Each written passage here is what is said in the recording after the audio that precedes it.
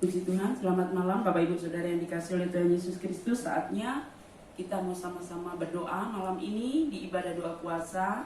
Sebelumnya kita akan berdoa terlebih dulu. Kita naikkan satu pujian, betapa hatiku berterima kasih.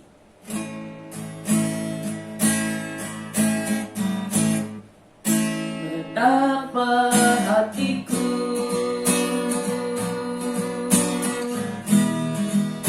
berterima kasih, Yesus,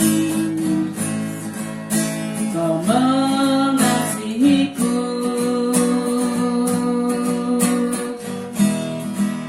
Kau memilikiku.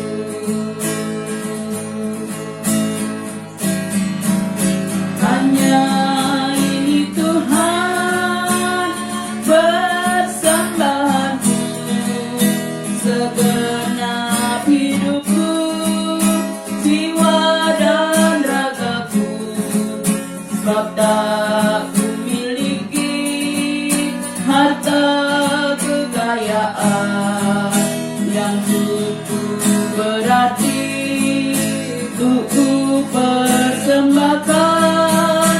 Hanya ini Tuhan permohonanku, terimalah Tuhan persembahanku. Pakailah hidupku sebagai alatmu seumur hidupku. Terima kasih banyak Tuhan. Kami mau dengar renungan firman-Mu malam ini. Urapi hamba-Mu, urapi setiap jemaat-Mu. Biar firman yang ditaburkan boleh menjadi kekuatan, boleh mendorong kami untuk lebih hari lebih dekat kepada Tuhan, menaikkan doa kepada Tuhan, bahkan menyangkal diri untuk kemuliaan nama Tuhan. Dalam nama Yesus kami sambut firman-Mu. Amin. Puji Tuhan, saudaraku yang dikasihi oleh Tuhan Yesus Kristus. Malam ini sekali lagi kita mau bicara tentang doa. Karena memang kita ada di ibadah doa puasa, makanya firman-Nya juga tentang doa. Saudara, doa itu berkuasa. Buktinya murid-murid Yesus saja, dia berkata kepada Yesus, Tuhan, ajarlah kami berdoa. Tentu dilatar belakangi dengan ada kuasa yang dahsyat besar di balik doa, sehingga murid-murid pun ingin berdoa.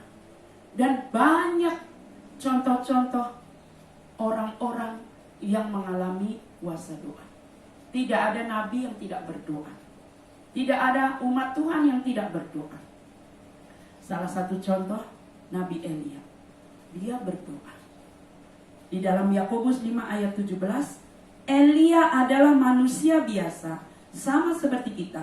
Dan ia sudah sungguh-sungguh berdoa, supaya hujan jangan turun, dan hujan pun tidak turun di bumi selama 3,5 tahun. Yang pertama, doa yang berkuasa itu adalah doa yang dinaikkan dengan sungguh-sungguh. Bukan asal-asalan. Bukan sekedar tahu, kayak doa makan, apal kata-katanya, tidak. Tetapi berdoa itu harus sungguh-sungguh. Kalau kita sungguh-sungguh menaikkan doa, Alkitab mencatat, Elia, dia orang biasa, tapi berdoa supaya hujan jangan turun 3 tahun 6 bulan. Dan itu terjadi. Itu kan sesuatu yang luar biasa. Kalau ada keramaian, misalnya ada pesta dangdut, pesta rakyat, orang menghentikan hujan itu hanya beberapa jam atau mungkin hari. Tapi ini menghentikan hujan 3,6 bulan, 3 tahun 6 bulan. Kalau bukan tangan Tuhan, tidak mungkin itu terjadi. Dan itu dimungkinkan ketika seorang anak Tuhan berdoa kepada Tuhan, yaitu Elia. Jadi kalau hari ini saudara berdoa, berdoalah dengan sungguh-sungguh. Apa yang menjadi masalah persoalan kita? Elia mampu berdoa sungguh-sungguh karena persoalan umat Tuhan, mereka menyembah Baal. Jadi Elia ingin memberi pelajaran kepada bangsanya, umat Tuhan, bangsa Israel, supaya kembali kepada Tuhan. Ada beban yang besar di pundak Elia, sehingga memampukan dia berdoa dengan sungguh-sungguh. Nah, hari ini kalau saudara punya masalah, beban, pergumulan yang berat, inilah saatnya untuk kita berdoa sungguh-sungguh kepada Tuhan. Yang kedua, Elia bisa menurunkan api dari surga. Berdoa minta api dari surga. Kenapa itu bisa terjadi? Karena Elia berdoa dengan iman. Dia yakin Tuhan menjawab. Bayangkan, di dalam 1 Raja-Raja 18 diceritakan, Elia sedang berhadapan dengan 450 Nabi Baal. 450 Nabi Baal berdoa minta hujan kepada Dewa Baal. Nabi Elia pun demikian. Minta api kepada Tuhan, Allah yang kita sembah, di dalam nama Tuhan Yesus Kristus. Nabi Baal berdoa dengan begitu rupa, tapi tidak mendapat jawaban. Sementara Elia dia menyembah Allah yang hidup, Allah bangsa Israel. Dia pun berdoa. Dia berdoa di depan rakyat, di depan semua Nabi Baal. Minta api turun. Bukan hanya minta api turun dari surga, tetapi dia bilang kepada orang-orang yang ada di situ, ambil air, taruh tempayan, 4 tempayan, siram itu korban. Jadi setelah kayu disusun, lembu ditaruh di atasnya, dipotong-potong, di samping mezbah dibikin parit, lalu 4 tempayan penuh dituang. Ambil satu kali lagi, 4 tempayan lagi, sampai 3 kali, berarti 12 tempayan. Itu bukan air yang sedikit, sampai air menggenangi. Dengan yakinnya, kayu basah, korban basah, tanah basah, Tuhan sanggup membakar dengan api. Nah, apa yang terjadi? Karena doa dengan iman, api pun turun dari langit. Umat Israel melihat betapa dahsyatnya Tuhan. Nah, kita pun bisa berdoa dengan iman, percaya. Jangan takut, malu. Nanti kalau doa saya nggak dijawab bagaimana? Bayangkan kalau saudara dan saya jadi Nabi Elia. Kalau berpikir, aduh kalau nggak turun itu api dari langit, diketawain oleh rakyat Israel, diketawain oleh Nabi Baal, diketawain oleh Raja Ahab dan istrinya Isabel yang menyembah Baal. Dia nggak memikirkan semua itu, kenapa? Karena percaya Tuhannya dahsyat, Allahnya hidup. Juga hari ini, kalau kita berdoa, mari kita mau mempercayai bahwa kita berdoa kepada Allah yang dahsyat, Allah yang hidup, yaitu Tuhan Yesus Kristus. Yang ketiga, Elia juga berdoa supaya hujan turun.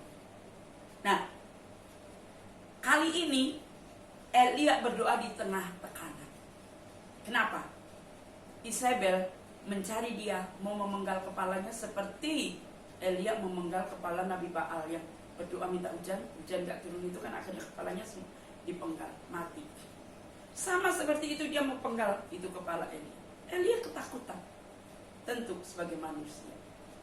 Tetapi akhirnya Elia berdoa supaya Tuhan turun, hujan turun. Kalau hujan turun pasti kemarahan Ahab akan reda. Memang Allahnya Elia yang luar biasa, yang dahsyat, yang sanggup menolong bangsa Israel. Bangsa Israel kekeringan bukan karena Elia, ya, tetapi karena kejahatan umat itu sendiri. Dan apa yang terjadi? Elia berdoa. Satu kali dia bilang kepada hambanya Gehazi, lihat sudah ada awan belum? Belum. Doa lagi, lihat sudah ada awan belum? Belum. 3 kali berdoa, belum. 4 kali berdoa, belum. Tetapi Elia tidak berhenti berdoa. Ada kalanya Elia sekali berdoa langsung Tuhan jawab. Tapi ini Elia tidak berhenti berdoa. Dia tetap beriman bahwa Allahnya tidak akan mempermalukan dia. Untuk kali yang ke-7, Gehazi melihat ada awan, tapi kecil, cuman sebesar telapak tangan.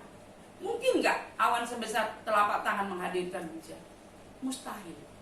Tetapi dengan perkataan iman, Elia bilang, bersegeralah pergi, karena sebentar lagi hujan akan turun. Perkataan iman itu penting.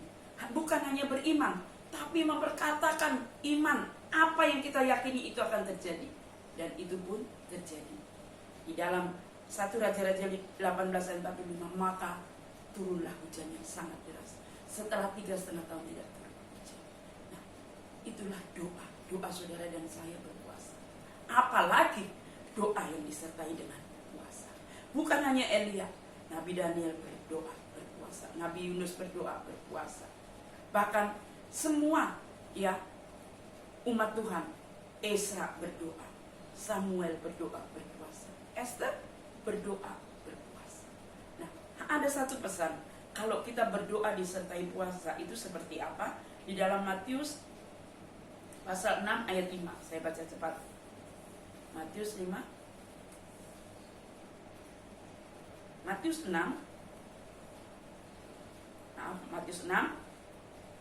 ayat 5. Demikian firman Tuhan. Dan apabila kamu berdoa, janganlah berdoa seperti orang munafik.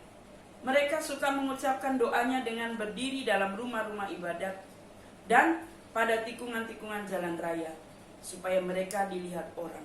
Aku berkata kepadamu, sesungguhnya mereka sudah mendapat upahnya. Tetapi jika engkau berdoa, masuklah ke dalam kamarmu, tutuplah pintu dan berdoalah kepada Bapamu yang ada di tempat tersembunyi, maka Bapamu yang melihat yang tersembunyi akan membalasnya kepadamu. Jadi saudaraku, saat saudara berdoa, mungkin gak ada orang yang melihat. Tidak ada yang memuji, si A, si B rajin berdoa. Tetapi justru itulah doa yang berkuasa. Dikatakan apa? Bapamu di tempat yang tersembunyi, dia melihat dan membalasnya. Berarti mengabulkan. Jadi ada 3 hal yang harus kita lakukan dengan disiplin. Kalau saudara baca ayat yang sebelumnya, memberi sedekah, mengembalikan milik Tuhan, itu Tuhan membalas. Yang kedua, berdoa. Ya, kalau berdoa, walaupun tidak ada orang tahu, tetapi ayat yang sama dikatakan Bapamu melihat. Juga dalam hal berpuasa, mungkin orang tidak tahu saudara berpuasa, tetapi Tuhan melihat. Jadi kalau hari ini saudara sedang berdoa berpuasa, itu antara Tuhan dan saudara saya, antara Tuhan dan saya, dan Tuhan pasti membalas. Artinya apa? Tuhan akan menjawab setiap doa yang kita naikkan. Saat kita berpuasa itu kan satu bukti, berdoa itu juga satu bukti, ekspresi kita bahwa kita hidup bergantung kepada Tuhan. Doa ataupun puasa itu adalah ekspresi kita manusia merendahkan diri di hadapan Tuhan, mengaku bahwa tanpa Tuhan kita tidak bisa berbuat apa-apa. Nah, orang yang merendahkan diri di hadapan Tuhan, dia akan ditinggikan. Yakobus 4 ayat 10, rendahkanlah dirimu di hadapan Tuhan dan ia akan meninggikan kamu. Jika saudara mau ditinggikan Tuhan, mau diangkat Tuhan, mau diberkati Tuhan, mau didengar Tuhan, mari kita mau belajar untuk berdoa. Apalagi disertai puasa. Apalagi hari-hari ini. Apakah kita tahu apa yang terjadi besok? Bulan depan? Tahun depan? Di bumi ini, termasuk di Indonesia, di keluarga kita? Kita tidak tahu. Di masa pandemi seperti ini, banyak orang kehilangan pekerjaan, kehilangan penghasilan, kehilangan laba. Kita tidak tahu bagaimana besok. Tapi doa puasa membentengi kita, memagari kita, sehingga kita tidak perlu takut menghadapi hari esok. Doa dan puasa juga membangun kepekaan kita terhadap suara Tuhan. Kalau kita peka terhadap firman-Nya, suara Roh Kudus, maka hidup kita tidak akan dihantui oleh kekhawatiran, ketakutan. Karena kita percaya dengan iman, gunung-gunung setinggi apapun Tuhan sanggup ratakan. Di dalam Matius pasal 17 ayat 21, di sana dikatakan jenis ini tidak dapat diusir kecuali dengan doa dan puasa. Berarti memang sebagai orang percaya kita perlu doa dan puasa. Karena kita tidak tahu menghadapi masalah sebesar apa ke depan yang tidak bisa diatasi selain dengan doa dan puasa. Ayat ini muncul ketika apa? Yesus berhadapan dengan orang yang sakit ayam. Murid-murid berusaha menyembuhkan, mendoakan, tapi tidak sembuh. Lalu bertanya kepada Yesus, kok aku sudah berdoa nggak sembuh? Sementara Yesus mendoakan sembuh. Yesus menjawab, jenis ini tidak bisa diusir kecuali dengan doa dan puasa. Jadi ada masalah, ada persoalan yang tidak bisa diatasi selain doa puasa. Bukan hanya masalah pribadi loh saudara. Bicara doa puasa itu sebetulnya bukan pribadi, tapi saudara bisa dipakai. Seperti Esther menyelamatkan bangsa. Kita pun bisa menyelamatkan bangsa ini dengan doa puasa. Mungkin bangsa ini tidak bisa diselamatkan selain dengan doa puasa. Bahkan bumi ini, keluarga kita, penyakit kita yang besar yang kita anggap seperti gunung itu nggak bisa selesai selain doa dan puasa. Inilah saatnya kita berdoa puasa. Jadi tetap percaya, doa puasa mendatangkan mujizat. Doa puasa mendatangkan pengampunan. Doa puasa mendatangkan berkat. Doa puasa menyelamatkan orang-orang yang kita kasihi, bangsa yang kita kasihi. Dan doa dan puasa itu adalah kewajiban bagi orang percaya. Ayat terakhir, Lukas 11 ayat 8. Oleh karena itu aku berkata kepadamu, mintalah maka akan diberikan kepadamu. Carilah maka kamu akan mendapat. Ketoklah maka pintu akan dibukakan bagimu. Ini bicara tentang apa? Berdoalah maka engkau akan mendapat apa yang kau doakan. Puji Tuhan, demikian firman Tuhan. Kita akan sama-sama berdoa. Terima kasih Tuhan buat firman-Mu yang mengingatkan kami kembali betapa kami perlu untuk terus berdoa disertai puasa. Karena kami adalah orang-orang yang hidup hanya mengandalkan Tuhan. Hidup kami tergantung kepada Tuhan. Tanpa Tuhan kami tidak dapat berbuat apa-apa. Sebab itu Tuhan, malam ini di acara doa puasa, lawatilah setiap umat-Mu yang sedang berdoa di rumah masing-masing. Sehingga doa-doa yang kami naikkan dengan sungguh-sungguh menghasilkan mujizat dan kuasa yang besar. Dalam nama Yesus kami berdoa. Amin.